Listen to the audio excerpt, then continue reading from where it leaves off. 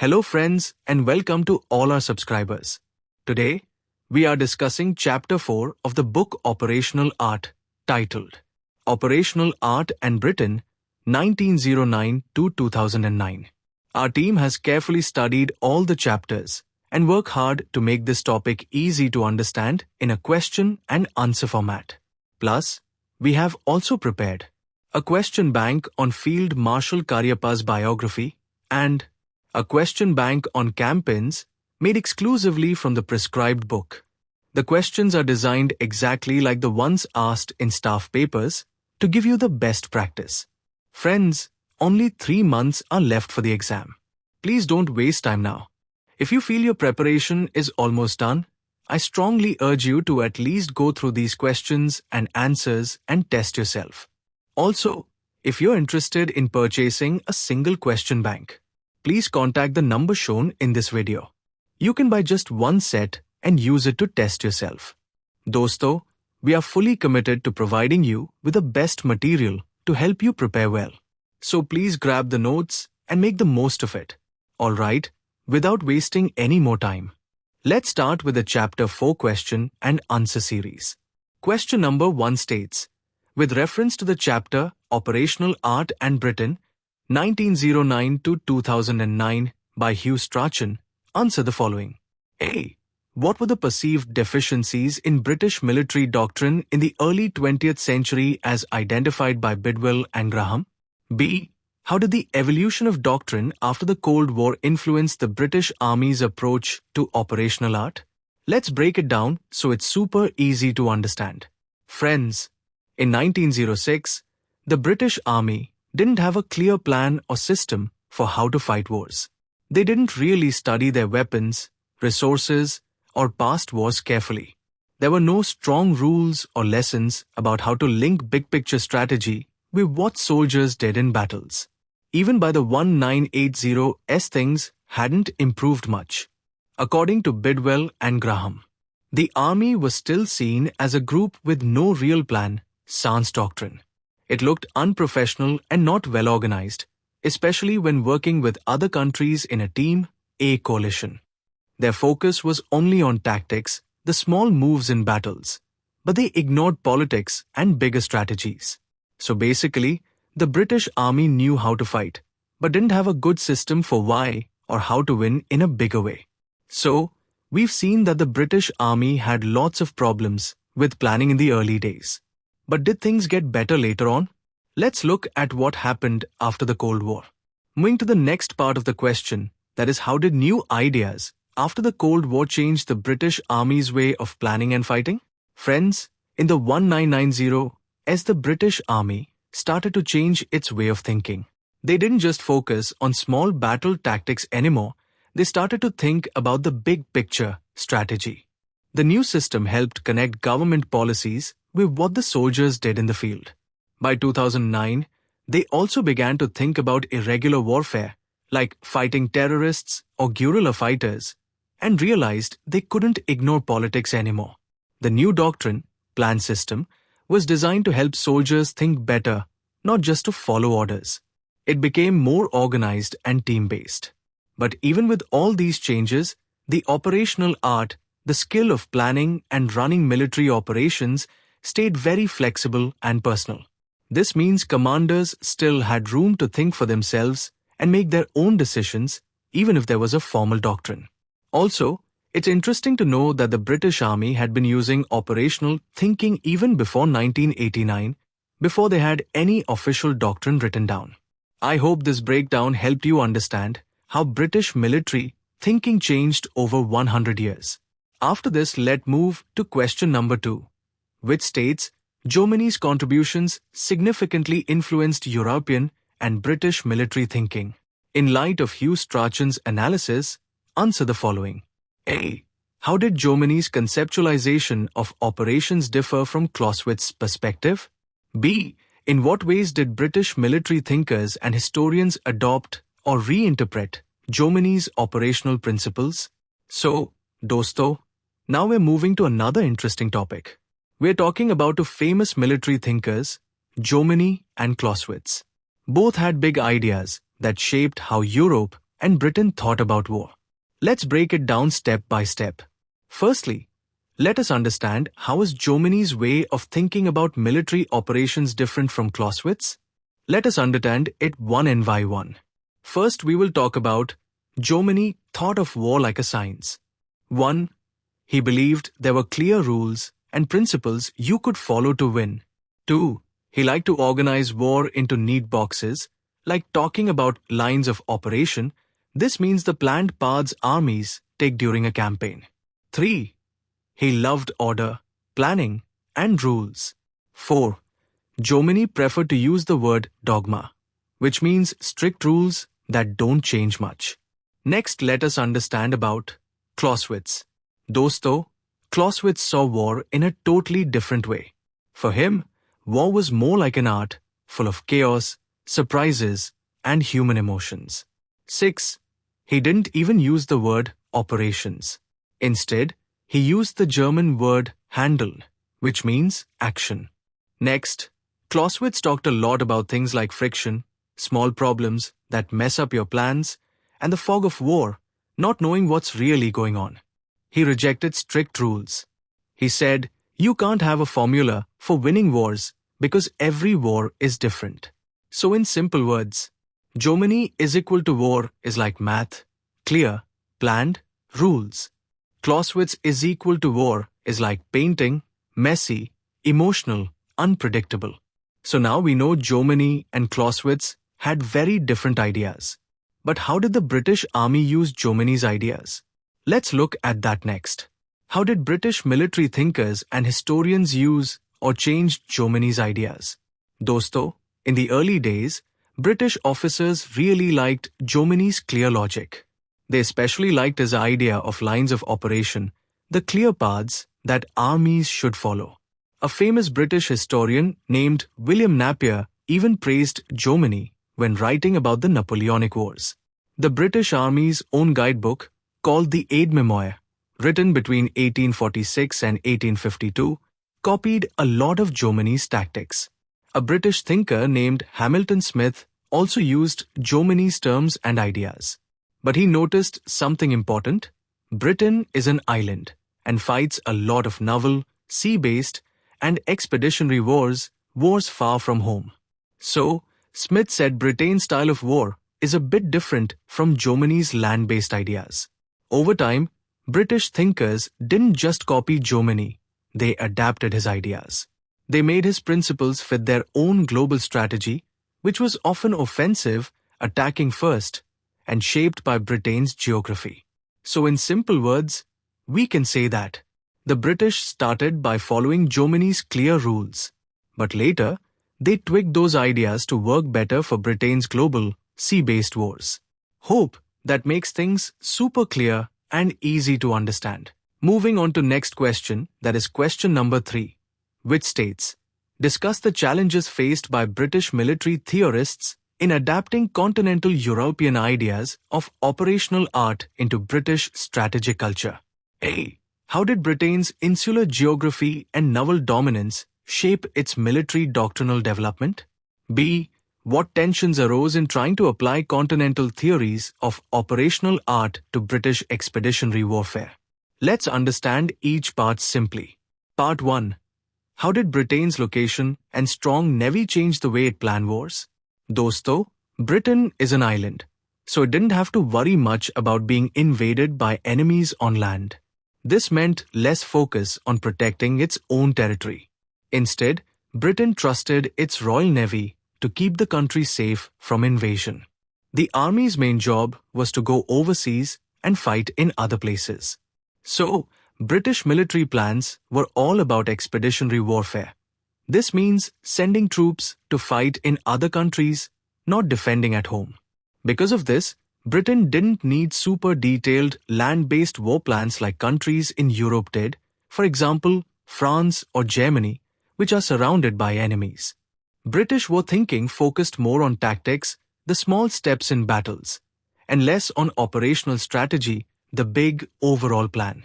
In simple words, Britain's island location and strong navy made it focus on offensive, overseas wars, not defending its own land.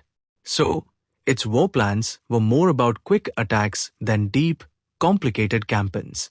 Alright, now that we know Britain's military style was different because of its geography, let's look at the problems Britain faced when it tried to use European land war theories. Dosto, European theories, like Germany's, were made for huge land wars on the continent, big battles, long marches, and deep, complex moves across land. But Britain's wars were usually small, fast, and overseas. Their style didn't fit well with theories that talked about deep maneuver, moving armies far across enemy land, and long supply lines. Britain needed flexible plans, not rigid systems with strict rules. Many times, British forces had to adapt or simplify European ideas to make them work for their own style of fighting. Another problem. In Europe, armies and navies worked more as a single team because they were all land-focused. But in Britain, the navy and the army often had separate goals and didn't work as closely together.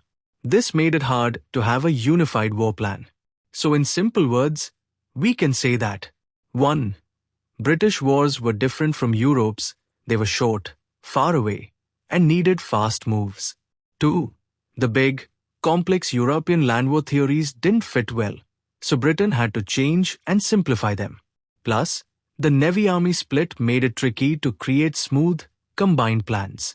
Let's move on to question number 4, which states, with reference to the chapter Operational Art and Britain, 1909 to 2009 by Hugh Strachan, answer the following. A. How did E.B. Humley's and G.F.R. Henderson's interpretations of military operations reflect the tensions between tactical thinking and broader strategic concepts in British military thought? B. What was the influence of strategic culture and Britain's geopolitical position on the development of its operational doctrines in the 19th and early 20th centuries? Let us understand it part by part. Let us first talk about E.B. Humley. Dosto, E.B. Humley followed Germany's idea that there are universal rules of war that work everywhere, no matter the country. Humley focused a lot on planning and logistics, getting troops and supplies ready. But he didn't clearly explain what we now call operational art, the link between strategy and tactics. He split war into two parts: strategy, big picture planning for a whole war zone, and tactics, the small moves in battles. But he left the middle part, operations, kind of vague. His famous book, The Operations of War, was very popular, but it mainly talked about tactics and focused a lot on the Napoleonic Wars. He didn't pay much attention to things like colonial wars or naval battles. Next, we will talk about G.F.R. Henderson. Friends, Henderson was more focused on the big picture than Humley. He connected military planning with diplomacy and Britain's empire. Instead of using the term operational art, he talked about grand tactics, which covered both tactics and strategy. He believed in having flexible principles rather than sticking to strict rules. Henderson warned that if you only focus on tactics, you can miss the big strategic goals, like why you are fighting in the first place. Now that we've seen how Humley and Henderson thought about tactics versus strategy, let's look at the second part: how Britain's geography and strategic culture shaped its military thinking. Dosto, this part has been divided into 3 subparts. Let us discuss it one by one. First, strategic culture. Dosto, Britain is an island nation, which means it didn't have to worry about land borders like other European countries. Its main strength was the Royal Navy, and most of its wars were about keeping its empire and colonies safe. Unlike European powers that prepared for big land wars, Britain's military had to deal with lots of different kinds of wars, colonial fights, naval battles, and small land battles. Because of this, British military thinkers had to be flexible. They couldn't just copy rigid land war plans from Europe. Second, we will see at geopolitical influence. Dosto, Britain's strategy focused on sending expeditionary forces, small army groups that go overseas, and always being backed up by strong naval power. They expected wars to be about naval control or imperial defense, not huge European battles. So, they needed flexibility to deal with unpredictable colonial wars. Lastly, we will see about its impact on doctrine. Friends, Britain didn't have a clear idea of operational art. Instead, strategy and tactics often blended together. Their military guides focused on general principles and staying flexible rather than making strict rules. Thinkers like Henderson believed that intuition, good judgment, was better than following a rigid plan. The Field Service Regulations 1909 to 1912 reflected this too. They gave broad, flexible advice instead of strict step-by-step rules. To summarize this, we can say, Hamle focused mostly on battle tactics, while Henderson linked military planning to big strategic goals and warned about over-focusing on tactics. 1. Britain's island geography and empire meant its military thinking was all about flexibility, expeditionary warfare, and naval power. 2. That's why British doctrines were more about general guidance and intuition, not strict step-by-step war plans. Moving on to question number 5, which states, Strachan details the evolution of British military doctrine culminating in the publication of the Field Service Regulations. Answer the following. A. What were the main objectives of the Field Service Regulations Part 1 and 2, and how did they attempt to reconcile diverse military challenges faced by the British Army? B. In what ways did the Field Service Regulations reflect or diverge from the principles and teachings of Henderson? Dosto, in this question, we're talking about how British military thinking changed and improved over time, leading up to the creation of an important guide called the Field Service Regulations, FSR. Let's break it all down in a simple way. First, main goals. Dosto, the FSR were made to standardize. This means to make sure the whole British Army followed the same basic rules and ideas. They gave broad principles that could be used in any type of war, whether it was a big war in Europe or a smaller colonial conflict. The FSR tried to balance two big roles. 1. Fighting in European expeditionary wars, large battles overseas. And 2. Handling colonial duties, smaller, local wars in British colonies. Another big goal was to improve training for officers and help them learn how to make smart, independent decisions. Next, let us understand how did they handle challenges? Dosto, the FSR promoted flexibility. They told officers to adapt the rules to the situation instead of following them too strictly. The guide covered both big wars, like in Europe, and small colonial wars, so it was useful in many situations. It stressed the need for the army and navy to work together, especially for wars overseas. The FSR didn't go into tiny tactical details. This gave officers the freedom to adjust plans based on the real situation. It gave advice for different types of land, enemies, and battle conditions. And importantly, it said that things like morale, keeping soldiers' spirits up, and staying on the offensive, attacking when possible, were always important. Now that we know what the FSR were trying to do, let's look at how they compared with the ideas of Henderson. Were they similar, or did they take a different path? Let us first talk about similarities. Dosto, both the FSR and Henderson focused on principles instead of fixed rules.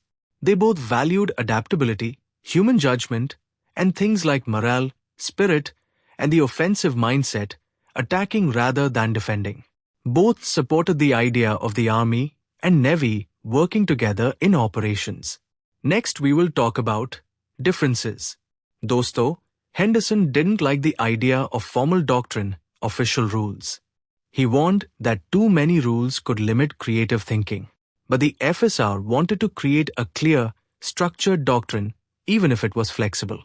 Henderson was deeply influenced by Clausewitz, who said war is unpredictable and messy. But the FSR leaned more toward Jomini's ideas, which were more about order and planning. Henderson tried to connect strategy, tactics, and operations and explain how they all worked together.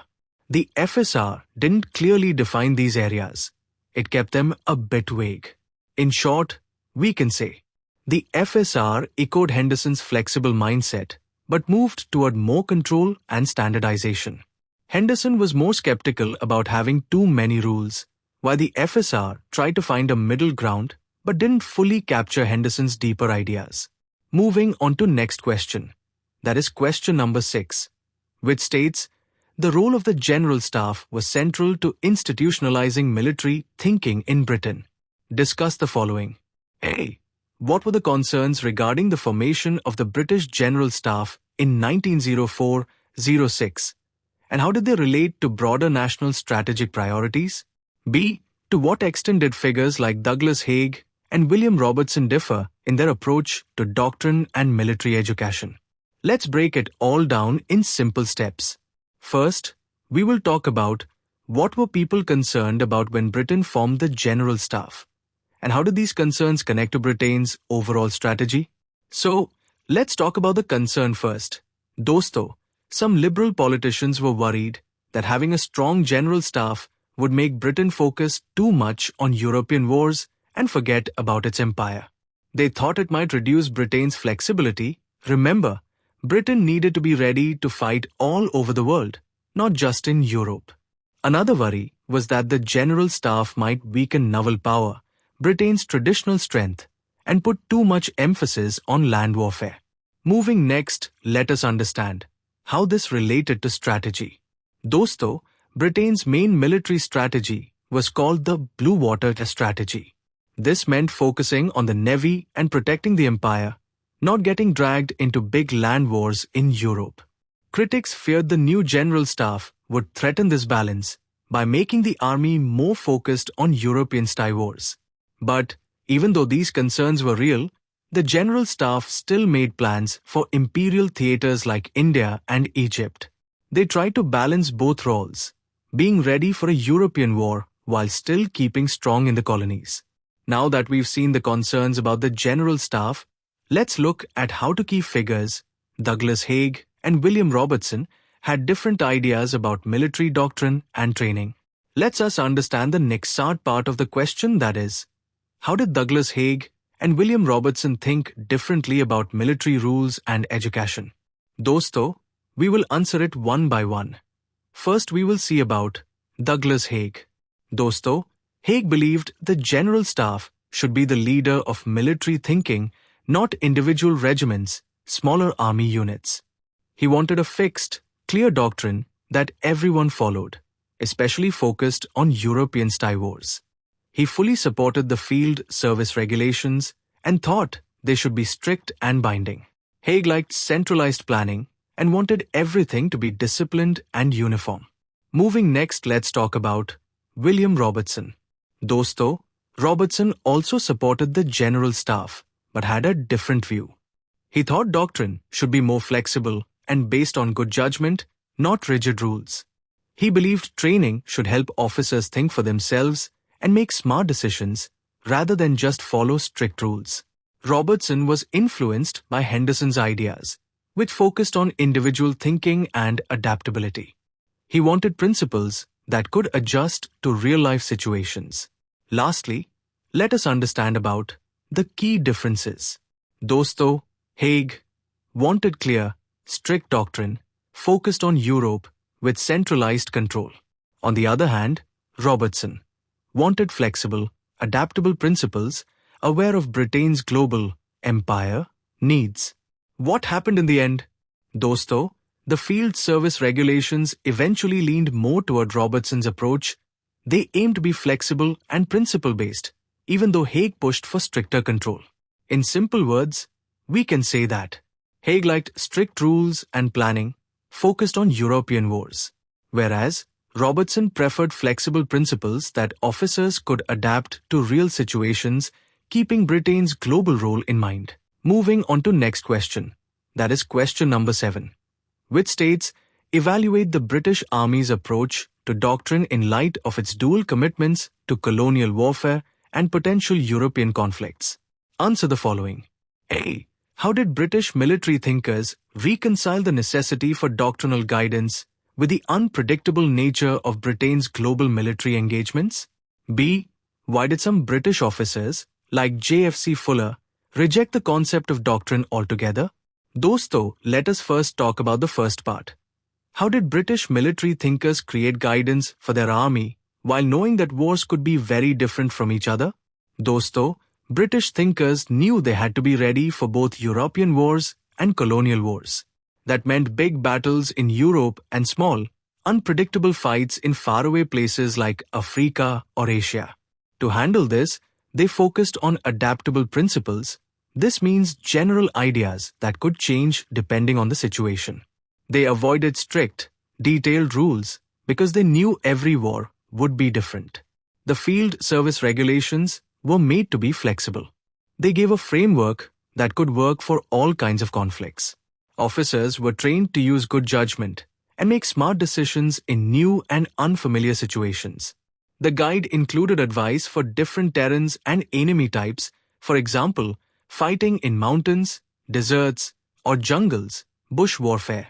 It also encouraged officers to change or adjust the principles to fit the situation.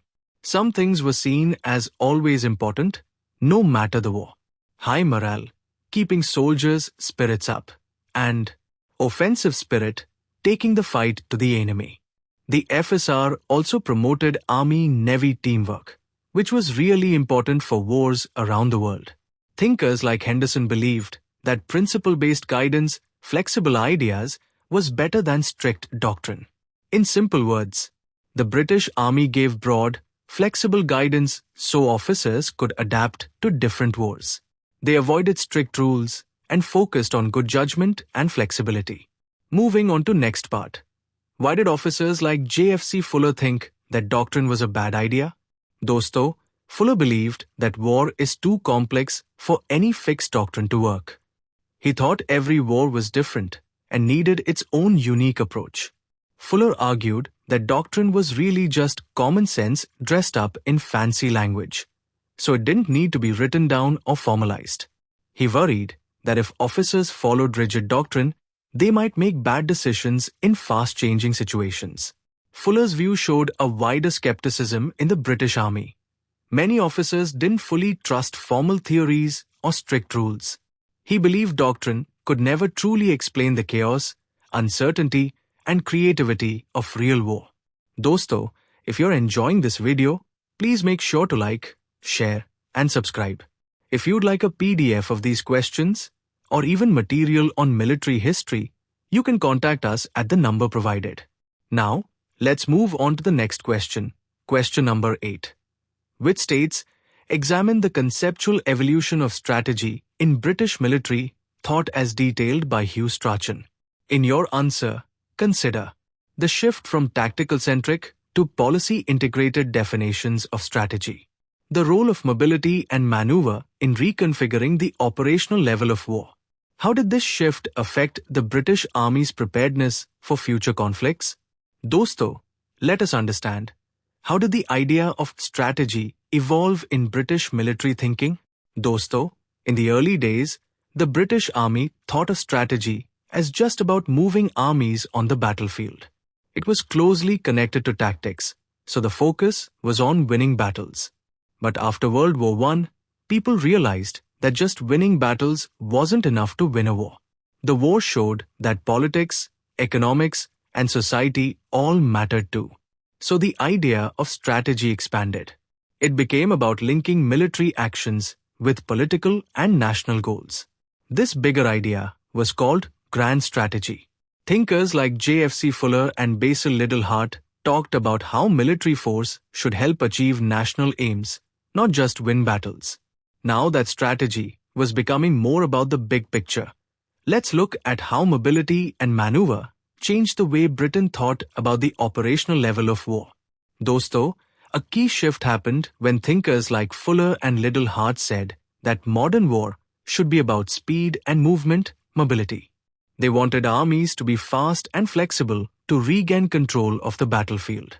Instead of focusing on wearing down the enemy, attrition, they focused on maneuver, moving smartly to surprise and weaken the enemy. This helped create the idea of operational art, a new way of thinking that acted as a bridge between small-scale tactics and big-picture strategy. Fuller talked about future wars being more about area operations, big, flexible movements, rather than the old-fashioned idea of static front lines. So how did all these new ideas about strategy and mobility affect the British Army's readiness for future wars? Let's look at that next. Let's talk first about positives. Dosto, these new ideas promoted more flexibility and strategic thinking. They highlighted the importance of speed, new technology, and good coordination between different parts of the military.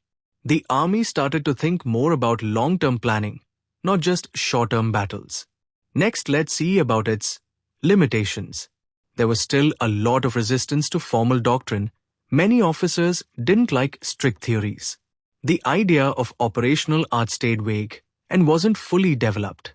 There was tension between focusing on the empire, colonial wars, and preparing for big European wars. Finally, the result. Dosto, Britain had good theories but poor implementation. Because of this, the army's readiness for World War II was limited.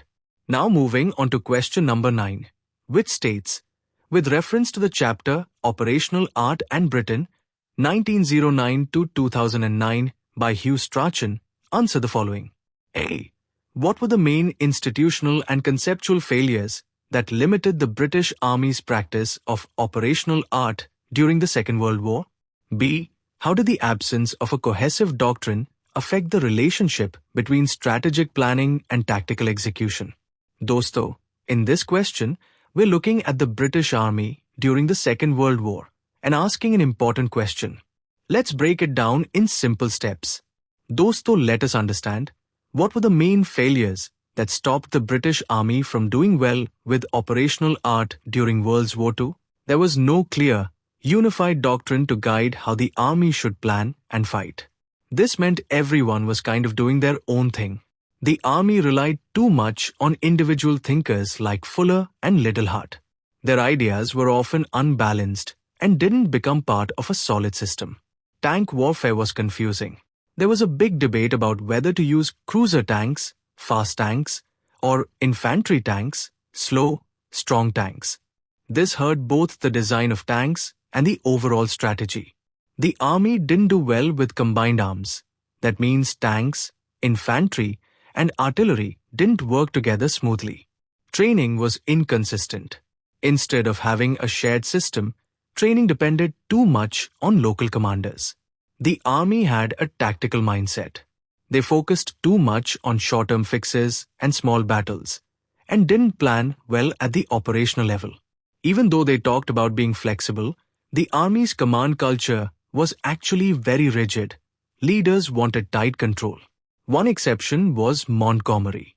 But even his success was mostly tactical, winning battles, not because of good operational art. Now that we've seen what went wrong, let's look at how the lack of doctrine messed up the link between strategy and tactics.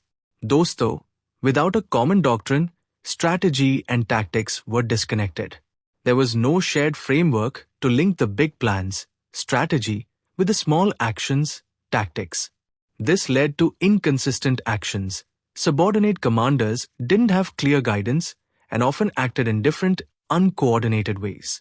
There was no real mission command. This means letting lower officers adapt and make decisions. Instead, things were rigid, and there was limited initiative. The army focused too much on firepower, just hitting the enemy hard, instead of integrating forces to work together toward bigger goals.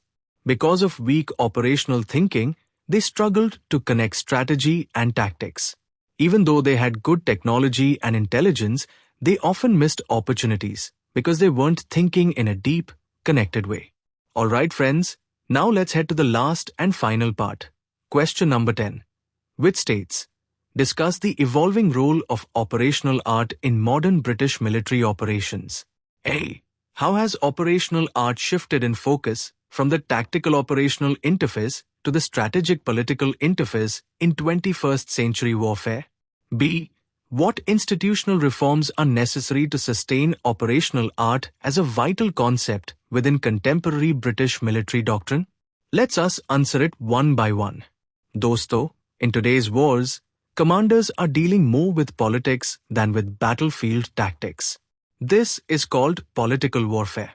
In the past, commanders used to focus on creative tactics, finding new ways to win on the battlefield. Now, that tactical creativity has often been replaced by political coordination, like working with allies and managing coalitions.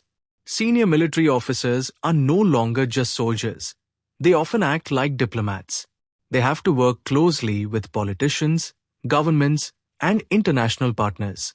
This means they need a strategic mindset. It's not just about winning battles anymore. It's about thinking of the long-term effects and how military action fits into the bigger political picture. The levels of war, strategy, operations, and politics are now blending together. It's hard to keep them separate like before. So now we know operational art has become more political and strategic. But what changes are needed to make sure it stays useful and strong in the future? Let's look at that next. What changes are needed to keep operational art an important part of British military doctrine today? First, the military needs to strengthen education. Officers should learn not just tactics, but also the strategic and political sides of warfare. The army should build a learning culture. This means encouraging debate, reflection, and adaptability so officers can think critically, not just follow orders. It's important to separate education from training. Training teaches skills, like how to use weapons, but education should build deep understanding of strategy and politics. The doctrine, military rules and guides should be kept up to date. It should be regularly reviewed to make sure it reflects modern realities. There needs to be better civil-military integration. This means improving how the military works with government departments to make sure military action fits into national policy. Finally, the military should clarify command roles. Everyone, from the Ministry of Defense, MOD, to planners at headquarters, should have clear responsibilities so there's no confusion.